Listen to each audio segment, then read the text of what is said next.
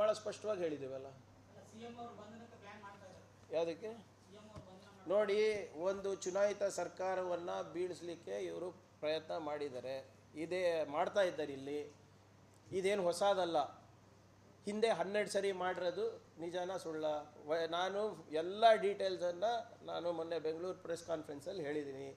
3000 IT ರೇಡ್ಗಳಾಗಿದೆ ಇವರು ಬಂದ ಮೇಲೆ ಕಳೆದ 10 ವರ್ಷದಲ್ಲಿ.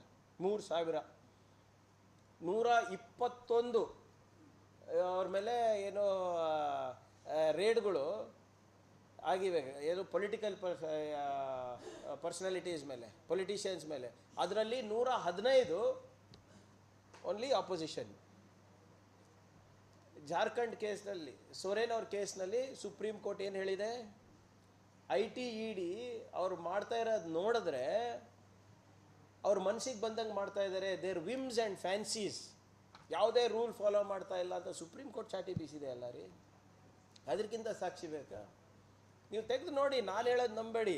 ಆಯಿತು, ಇಷ್ಟೆಲ್ಲ ಆಗಿದೆ ಅಲ್ಲ, ಪ್ರಾಸಿಕ್ಯೂಷನ್ ಎಷ್ಟಾಗಿದೆ? Not even 22%.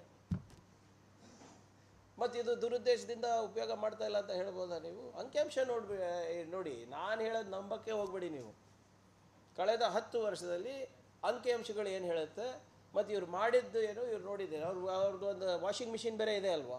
ನನ್ನ ಮೇಲೆ ಇವತ್ತು ನಾನು ಕಾಂಗ್ರೆಸ್ನಲ್ಲಿದ್ದರೆ, ನನ್ನ ಮೇಲೆ ಆರೋಪ ಇದ್ದರೆ, ನಾನು BJP ಸೇರಿಬಿಟ್ರೆ ನಾನು ಕ್ಲೀನ್, ಕಂಪ್ಲೀಟ್ ವೈಟ್ ವಾಶ್ ಆಗ್ತೀನಿ. ನಿಮ್ಮ ಅಸ್ಸಾಂ ಚೀಫ್ ಮಿನಿಸ್ಟರ್ ಮೇಲೆ ಇವರೇ ಹೇಳಿದರು, ಇವ್ರಿಗಿಂತ ಭ್ರಷ್ಟ ರಾಜಕಾರಣಿನೇ ಇಲ್ಲ ಅಸ್ಸಾಂನಲ್ಲಿ ಅಂದ್ಬಿಟ್ಟು ಕರ್ಕೊಂಡು CM ಮಾಡಿದ್ರಲ್ಲಪ್ಪ. ಅಜಿತ್ ಪವಾರ್ ಬಗ್ಗೆ ಏನೇನು ಹೇಳಿದರು?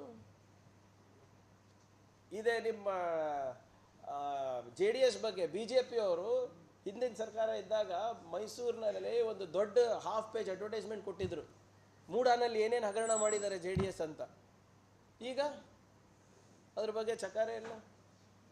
ಸೊ ಇವೆಲ್ಲನೂ ನೀವು ಹೇಳ್ದಂಗೆ ಒಂದು ವ್ಯವಸ್ಥಿತವಾದಂಥ ಸಂಚು ನಡೆದಿದೆ ನಮ್ಮ ಮುಖ್ಯಮಂತ್ರಿ ಮೇಲೆ, ನಮ್ಮ ಉಪಮುಖ್ಯಮಂತ್ರಿ ಮೇಲೆ. ಹೌದು, ಈಗ ಸುಪ್ರೀಂ ಕೋರ್ಟ್ ಏನು ಹೇಳಿದೆ? ಚೀಮಾರಿ ಹಾಕಿಲ್ವ DK ಶಿವಕುಮಾರ್ ಅವ್ರ ಕೇಸ್ ಮೇಲೆ EDಗೆ? ಇವೆಲ್ಲ ಇದೆ ಅಲ್ವಾ sir? These are all facts of the case.